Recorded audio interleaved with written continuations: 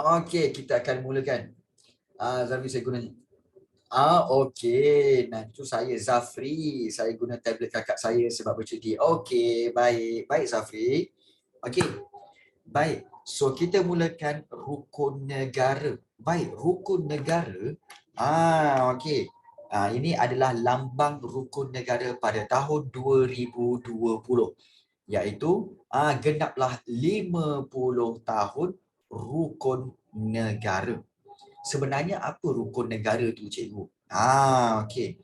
Rukun negara ni, korang kena jelas betul-betul. Rukun negara ni sebenarnya adalah satu idea dan digabungkan menjadi ideologi negara. Okey. Tahniah juga Zafri. Okey, ideologi negara yang dibentuk untuk apa? Memupuk keharmonian dan perpaduan kaum. Ingat dua sebab kenapa rukun negara dibentuk. Pertama, untuk memupuk keharmonian dan perpaduan kaum. Jadi, maknanya dengan rukun negara ini, maka rakyat Malaysia akan bersatu padu dan hidup dalam harmoni. Itu matlamat rukun negara. Kalau semua orang amalkan, kita akan hidup dalam harmoni. InsyaAllah. Jadi itulah dia rukun negara. Baik. Kalau kita lihat, inilah dia gambar ahli Majlis Gerakan Negara, iaitu dipanggil ahli Majlis Gerakan Negara, iaitu Mageran, di mana ahli Majlis Gerakan inilah yang telah bermesyuarat dan berfikir tentang apa yang kita nak buat dengan rukun negara. Bagaimana kita nak bina rukun negara. Ya betul Takif. Betul tu. Dan dalam ramai-ramai ni, korang kenal tak? Ada satu gambar, ada seorang individu. Ini dia. Siapakah beliau? Macam pernah tengok, tapi kat mana ya? Macam pernah tengok, tapi kat mana ya?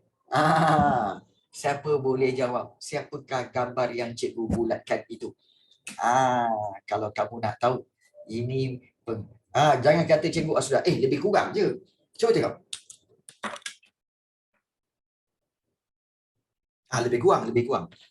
Lebih kurang serupa. Lebih kurang serupa. Serupa tapi tak sama. Serupa tapi tak sama.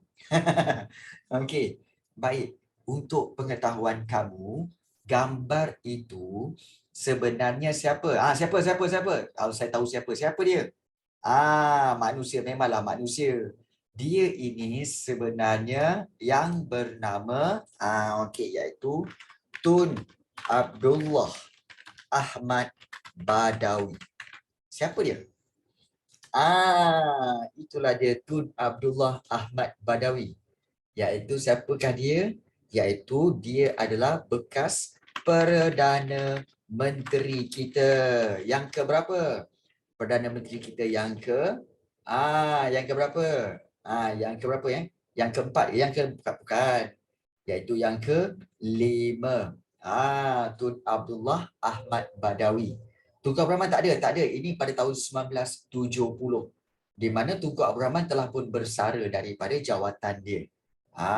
Jadi inilah Tun Abdullah Ahmad Badawi, Perdana Menteri kita yang kelima, yang telah menyertai Majlis Gerakan Negara untuk membentuk rukun negara.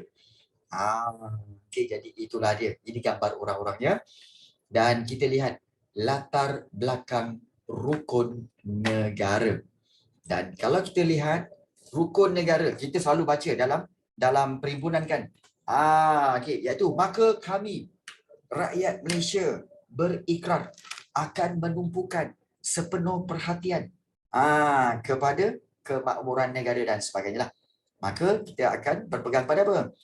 Kepercayaan kepada Tuhan, kesetiaan kepada raja dan negara, keluhuran perlembagaan, kedaulatan undang-undang, dan yang kelima, kesopanan dan kesusilaan. So itulah 5 rukun negara yang kamu baca setiap perhimpunan tu kan. Itulah dia. Jadi kesusilaan, bagus soalan itu. Sebab tu sabar. cikgu akan terangkan satu-satu tentang rukun negara. Jangan risau. Segala soalan kamu, cikgu akan jawab. Okey? Baik. So, rukun negara ni adalah ideologi negara bagi menjamin keharmonian dan juga kesejahteraan rakyat. Dan rukun negara inilah menjadi panduan dan amalan rakyat Malaysia. Okay. So, kalau kita lihat, rukun negara ni ada sejarah dia. Apa sejarah dia? Iaitu rukun negara telah dimasyhurkan. Masyhurkan tu maknanya diisytiharkan. Okay. Sebagai pengisytiharan diraja oleh Duli Yang Maha Mulia Seri Paduka Baginda Yang di-Pertuan Agong yang keempat. Iaitu Tuanku Sultan Ismail Nasiruddin Shah Ibni Almarhum Sultan Zainal Abidin. Sultan Ismail Nasiruddin Dan rukun negara ini telah diisytiharkan sempena dengan ulang tahun Hari Kebangsaan, iaitu Hari Kemerdekaan yang ke-13 pada 31 Ogos 1970. Itu diisytiharkan oleh Agong. Okey. Jadi kalau kita lihat, inilah dia. Okey, soalan-soalan. Okey, jadi kita lihat rukun negara. Okey, saya tahu. Okey, dia kata rukun negara dibentuk setelah pentadbiran negara dijalankan oleh Majlis Gerakan Negara selepas peristiwa 13 Mei 1969. Baik, siapa tahu apakah apa yang berlaku pada 13 Mei 1969 ni? Gaduhan antara kaum besar-besaran. Okey, pergaduhan antara kaum besar-besaran. Di mana pergaduhan itu tercetus di mana? Iaitu tercetus di Kuala Lumpur. Okey, sampailah melarat ke Ipoh. Dan ini adalah berkaitan dengan pertempuran ataupun pergaduhan antara dua kaum terbesar di Malaysia, iaitu Melayu dan juga Cina. Namun begitu, ada lagi sebenarnya sebab-sebab kenapa berlaku pergaduhan itu. Banyak sebab sebenarnya. Tapi nanti kita akan belajar sejarah, kita tahu kenapa dia berlaku. Ada sebab-sebab dia. Baik, bagus. Okey. Baik. Jadi selepas 13 Mei itu, sama je. Itu nanti cikgu akan cerita. Tentang peristiwa 13 Mei itu nanti cikgu akan cerita. Baik. Jadi rukun negara ini telah dirangka dan diperkenalkan oleh Jawatan Kuasa Rukun Negara yang terletak di bawah Majlis Perundingan Negara, iaitu MAPEN, pada 4 Mac 1970. 1970. Jadi kita lihat, apakah sebab-sebab pengenalan rukun negara? Okey, baik. Sebenar-benarnya lah, kalau kita lihat, inilah dia antara punca kenapa rukun negara diperkenalkan. Terdapat beberapa sebab yang membawa kepada pembentukan rukun negara ni. Kenapa nak buat rukun negara ni, cikgu? Okay. Jadi sebab apa? Bukan apa?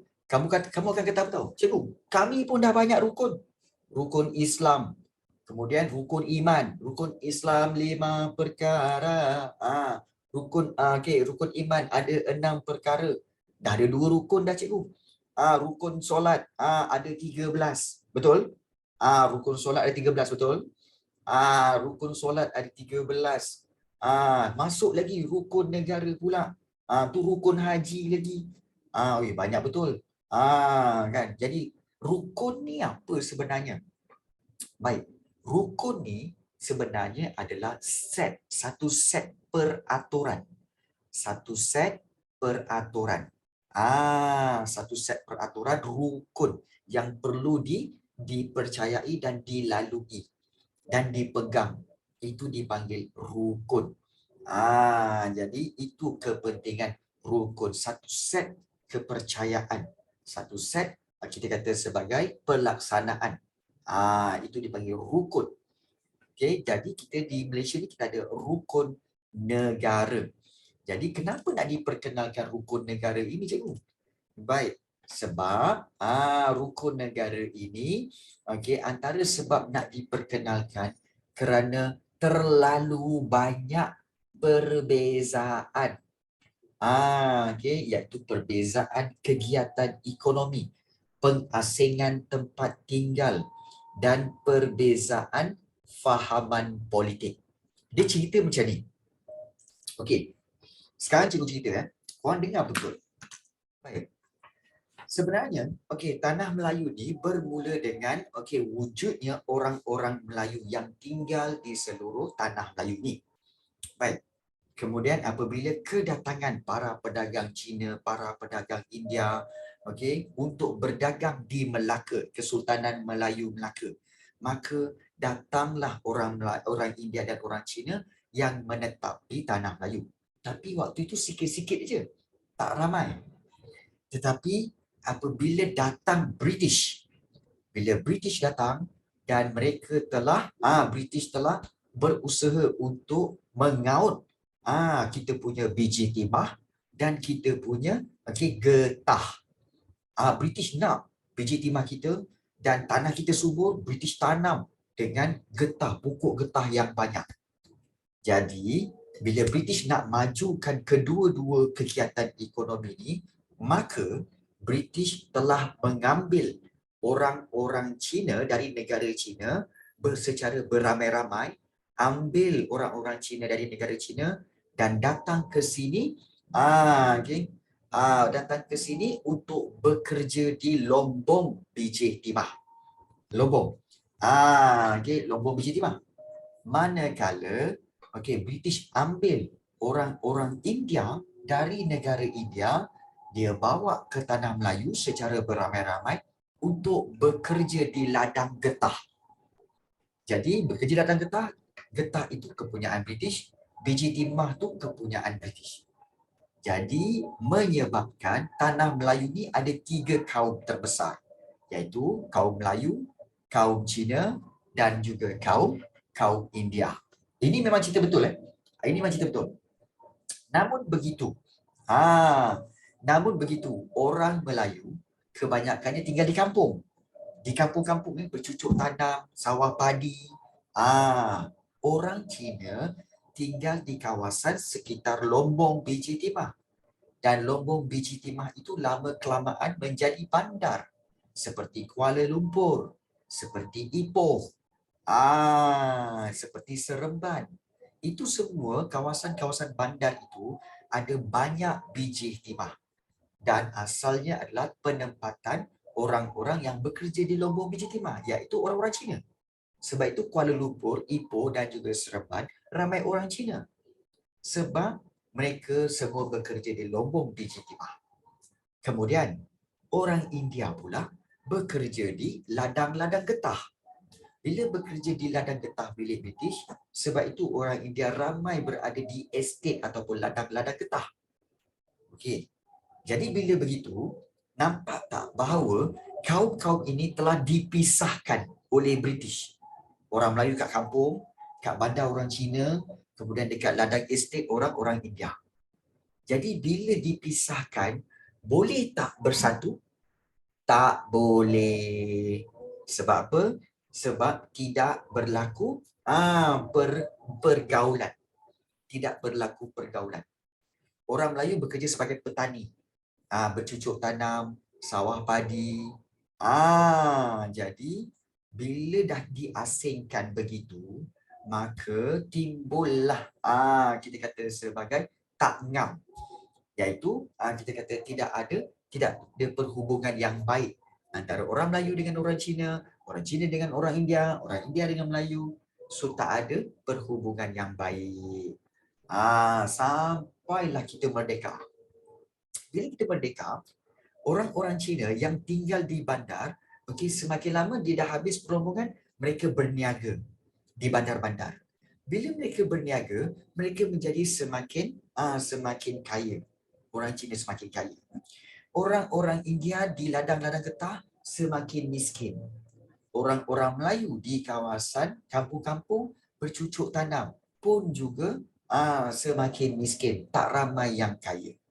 Jadi, apabila pada tahun 1969 berlaku pilihan raya umum, pilihan raya untuk memilih kerajaan, Maka pada waktu itu berlakulah perselisihan parti. So parti pimpinan Melayu dengan parti pimpinan Cina. Maka apabila pilihan raya itu berlaku, maka berselisihlah mereka, maka berlakulah pergaduhan. Sebab apa? Sebab orang Melayu kata tak puas hati. Kenapa orang Cina datang sini dia orang kaya? Orang Melayu dah lama tinggal sini tak kaya-kaya. Orang Cina pula tak puas hati dengan orang Melayu. Kenapa kami ni kaya tapi kami tak ada kuasa? Asyik orang Melayu je yang ada kuasa. Jadi berlakulah pertempuran itu. Jadi bila berlaku pertempuran, berlakulah 13 Mei 1969. So itu cerita tentang bagaimana awal-awalnya berlaku 13 Mei 1969. Jadi kerajaan fikir apa? Bagaimana bagaimana untuk kita semua ni tak bergaduh lagi? Bagaimana kerajaan fikir macam mana supaya diorang ni semua boleh hidup sama-sama, tak perlu bergaduh. Macam mana? Jadi diorang kata apa? Okey, kerajaan menubuhkan kata apa? Ideologi, iaitu apa? Rukun negara. Itu sebenarnya. Boleh faham? Boleh faham tak sebab berlakunya 13 Mei dan menyebabkan berlakunya rukun negara? Boleh faham itu cerita dia secara asasnya lah. Dia lagi detail tapi secara asasnya, secara ringkasnya itulah dia. Antara punca yang menyebabkan wujudnya rukun negara. Ada soalan nak tanya? Ada soalan nak tanya? Ada kawan lain lagi ke? Kenapa? Tak ada. Okey. Baik, itulah cerita sebenarnya. Jadi kalau kita lihat, tak nak tanya tapi tak tahu nak tanya apa. Tanya je. Kalau ada apa-apa nak soalan nak tanya, tanya. Baik. So kita lihat So, apakah sebab-sebab pengenalan rukun negara? Kalau soalan tanya, apakah sebab-sebab diperkenalkan rukun negara? Kamu kena ambil tiga ini. Yang pertama, diperkenalkan rukun negara kerana perbezaan kegiatan ekonomi. Pentadbiran British, macam cikgu cakap tadi British telah membawa masuk pekerja-pekerja dari luar untuk bekerja dalam sektor ekonomi. Maka masyarakat kita diasingkan dari segi kegiatan ekonomi. Mewujudkan jurang ekonomi, mewujudkan perbezaan ekonomi yang tidak seimbang. Orang Melayu pertanian sara diri. Orang Cina perlombongan dan perniagaan. Orang India perladangan. Maka di sini sudah tentu yang mudah untuk memiliki harta yang banyak. Orang mana? Orang mana kalau kamu tengok, orang Melayu, orang Cina, orang India, yang mana yang senang nak jadi kaya? Iaitu orang orang Cina. Sebab mereka menjalankan perniagaan. Jadi sebab itu perbezaan kegiatan ekonomi ini menyebabkan mewujudkan jurang ekonomi, iaitu kekayaan yang tidak seimbang. Jadi timbullah rasa tak puas hati. Itu sebenarnya. So pertama, perbezaan kegiatan ekonomi. Yang kedua, pengasingan tempat tinggal. Tak tahu Safri. Okey, pengasingan tempat tinggal. Orang Melayu tinggal di kampung. Kita tengok orang Melayu tinggal di kampung dan di kawasan pedalaman, iaitu di kawasan hulu. Di kampung-kampung sanalah. Orang Cina tinggal di kawasan bandar. Manakala orang India pula tinggal di kawasan ladang. Jadi, bila diasingkan tempat tinggal ini, pengasingan tempat tinggal ini menyebabkan kurangnya peluang untuk berinteraksi, maknanya kurang untuk bergaul dan berbual antara masyarakat. Bila kurang bergaul, kurang berinteraksi antara masyarakat, maka ini menyebabkan berlaku perbezaan dan menyebabkan berlakulah timbul rasa ketidakpuasan hati. Asing tempat tinggal. So yang pertama perbezaan kegiatan ekonomi, yang kedua pengasingan tempat tinggal, dan yang ketiga perbezaan fahaman politik. Di mana kalau kita lihat perbezaan fahaman politik merenggangkan hubungan kaum di negara kita. Dan keadaan ini membawa kepada suasana yang tidak harmoni, maknanya yang tidak baik, sehingga mencetuskan rusuhan kaum, iaitu peristiwa 13 Mei 1969.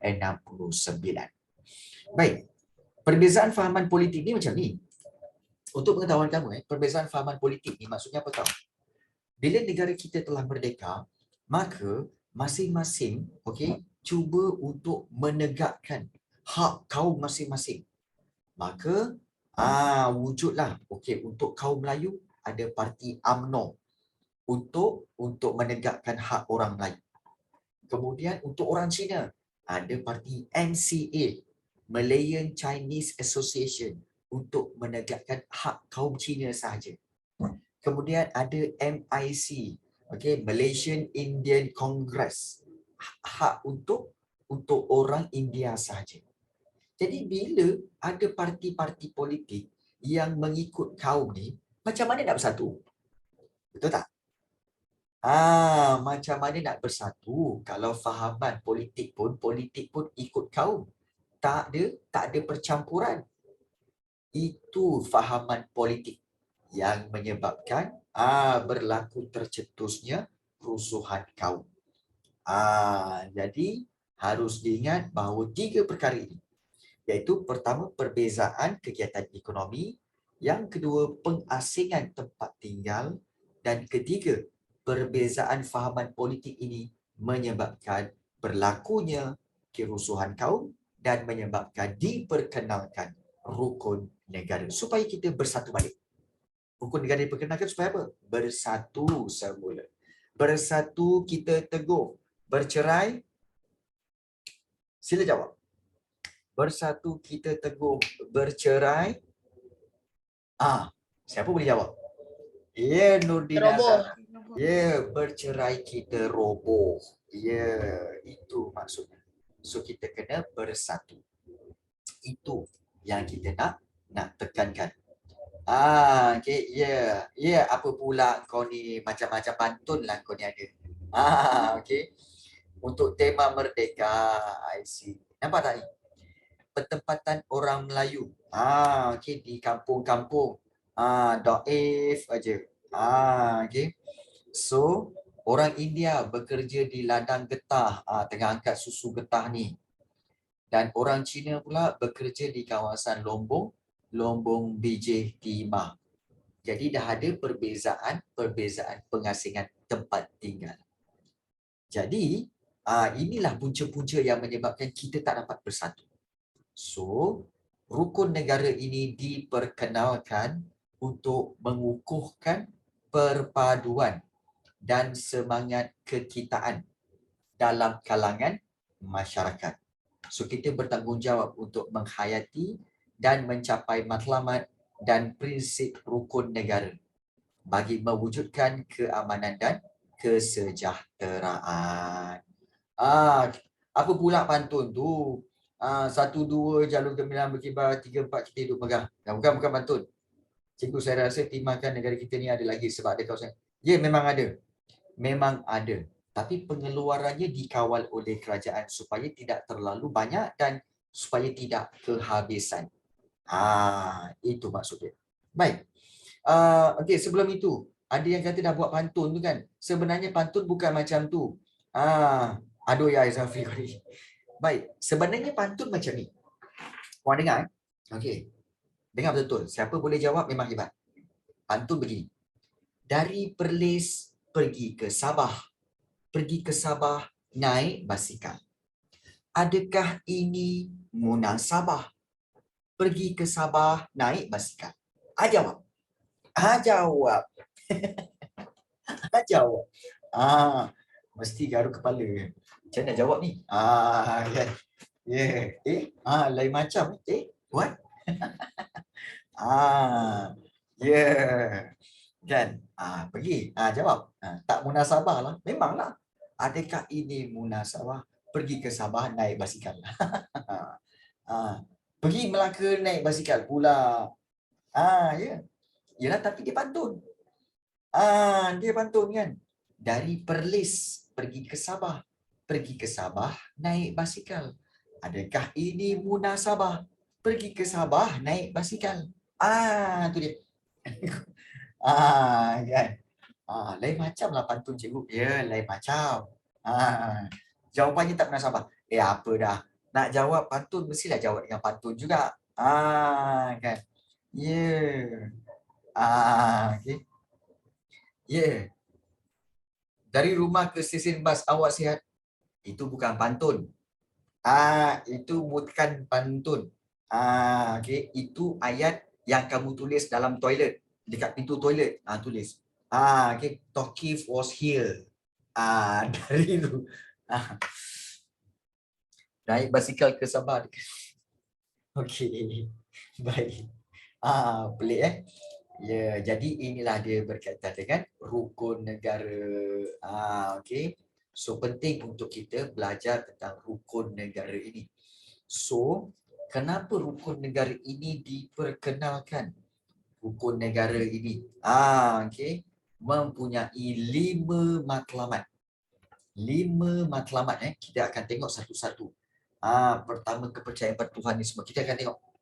Mempunyai 5 matlamat dan 5 prinsip.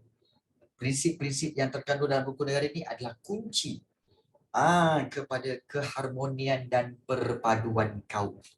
Iaitu matlamatnya, bahawasanya negara kita Malaysia mendukung cita-cita hendak mencapai perpaduan yang lebih erat dalam kalangan seluruh masyarakatnya, memelihara satu cara hidup demokrasi, mencipta satu masyarakat yang adil, di mana kemakmuran negara akan dapat dinikmati bersama secara adil dan saksama. Menjamin satu cara yang liberal terhadap tradisi-tradisi kebudayaannya yang kaya dan pelbagai corak. Ya, membina. Tukar Brahma tak baca macam tu. Tukar Brahma macam ni. Membina satu masyarakat progresif yang akan menggunakan sains dan teknologi moden. Itu dia. Jadi ini matlamat ya. Mencapai perpaduan yang lebih erat. Memelihara satu cara hidup demokrasi. Satu masyarakat yang adil. Di mana kemakmuran negara dinikmati bersama. Menjamin satu cara yang liberal. Okey. Baik. Apa itu liberal? Mungkin ramai yang tanya, cikgu, menjamin satu cara yang liberal. Liberal tu apa sebenarnya? Liberal tu adalah sebenarnya bebas dan terbuka. Bebas dan terbuka. Terbuka terhadap tradisi-tradisi kebudayaannya yang berkaya dan pelbagai corak. Okey, maksudnya apa? Okey, satu cara liberal ni maksudnya apa tahu? Iaitu terhadap tradisi kebudayaan. Kita orang Melayu terima bahawa pada hari Deepavali orang India akan celebrate. So kita hormati, dia orang tengah ada celebration. Kemudian kita juga orang Melayu dan orang India akan hormati dan tahun baru Cina. Orang Cina akan membawa dia punya tarian singa dia, kan? Dun dun dun tak, dun dun dun tak, dun dun dun tak, dun dun tak. Gitu. So kita kena hormati. Okey. Walaupun bunyi dia bising, tapi dun dun cak dinding cak dinding cak dinding. Itu itu adalah tarian singa yang kita kena hormati. Kemudian bila kita orang Melayu, okey, berhari raya, selamat hari raya, kan? So orang Cina dan orang dia hormati. Mereka sedang merayakan, okey, hari raya. So kita menghormati kebudayaan masing-masing secara open minded, liberal. Itu maksud dia. Jangan kita marah pula.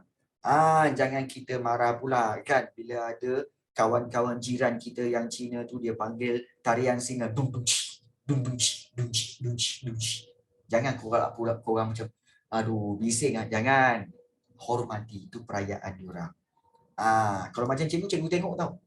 Tarian Cina tu cikgu tengok. Dun dunci, dun dunci, dun dunci. Kan? Cuma cikgu akan menong sekejap.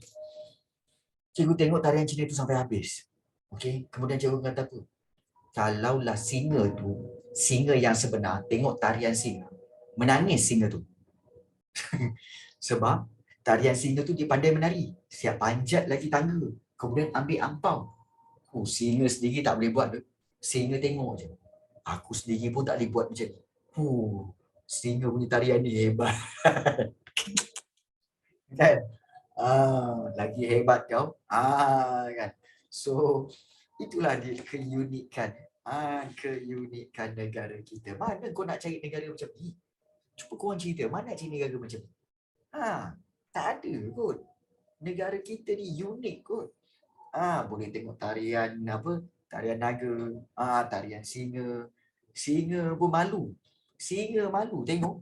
Tengok tarian singa. Ya, aku sendiri pun tak pandai nak buat benda ni. Nak ambil ampau lagi. Oi, aku tak pandai.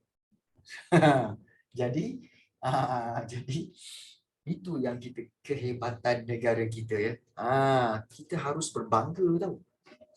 Berbangga, bukan semua negara ada macam ni. Kita je. Dan juga ingat, apa special negara kita? Apa specialnya negara kita? Negara kita specialnya apa? Negara kita paling special dengan makanan. Okay. Makanan. Betul tak? Setuju tak? Negara kita memang special dengan makanan. You name it. Kita makan semua benda. Semua benda. Kayu, batu, besi. Semua benda kita makan. Ya, betul. Semua sedap-sedap pula tu. Setuju tak kalau kita kata kita makan batu, kayu, besi? Setuju tak? Setuju kan? Tak. Tak. Kamu tak sedar tu. Sebenarnya, pernah tak kita makan apa? Jambu batu. Jambu batu. Ubi kayu. Ubi kayu. Okay. Kemudian juga kita makan apa? Belimbing besi. Belimbing besi tau. Nampak tak? Kita ni makan semua benda. Dekat Malaysia ni makanan Korea ada, makanan Jepun ada, makanan Indonesia ada, makanan semua ada. Ya. Kita makan kapas juga, cikgu. Makan kapas apa? Gula kapas. Nampak gula kapas. Ya Allah. Kamu tahu tak? Dekat Kelantan ada satu kuih dipanggil kuih tahi itik. Kuih tahi itik pun makan. Betul? Okay. Bukan kuih tu. Ada lagi satu kuih, cikgu. Kuih apa? Kuih sarang semut. Sarang semut. Badak berendam. Apa salah badak tu berendam kat situ, kau pergi makan dia. Kuih badak berendam kau makan. Apalah salah badak tu? Ya Allah, macam-macam kita makan. Waktu raya ada kuih batang buruk. Batang buruk kau makan. Kan. Jadi jadi Malaysia kaya dengan makanan. So kita kena berbangga dengan negara kita. Dengan kepelbagaian dan keunikan negara kita. So kalau kita berbangga, kita kena amalkan rukun negara. Iaitu kalau kita lihat apakah prinsip rukun negara ini dia. Maka kami rakyat Malaysia berikrar akan menumpukan seluruh tenaga dan usaha kami untuk mencapai cita-cita tersebut berdasarkan prinsip-prinsip yang berikut, iaitu kepercayaan kepada Tuhan, kesetiaan kepada raja dan negara, keluhuran perlembagaan, kedaulatan undang-undang, serta kesopanan dan kesusilaan. So, kita akan lihat satu persatu nanti berkaitan dengan 5 prinsip rukun negara. Baik. Sebelum itu, cikgu nak tanya kamu semualah. Adakah anda benar-benar menyayangi negara kita? Adakah kamu semua menyayangi negara kita? Betul? Ya. Okey, baik. Kalau ya, cikgu nak tanya kamu satu soalan. Tahun ini kita menyambut kemerdekaan yang keberapa? 65. 65. Okey, bagus. Bagus. Semua sedar. 65 negara kita telah pun merdeka. Bagus. Itu easy question, easy question. Okey, baik. Tak ada masalah. Kalau begitu, kita proceed kepada cikgu nak tanya, berapa ramai kat sini yang benar-benar menyayangi dan bangga dengan bahasa Melayu? Bangga tak dengan bahasa Melayu? Bangga. Okey, baik, bangga, bagus.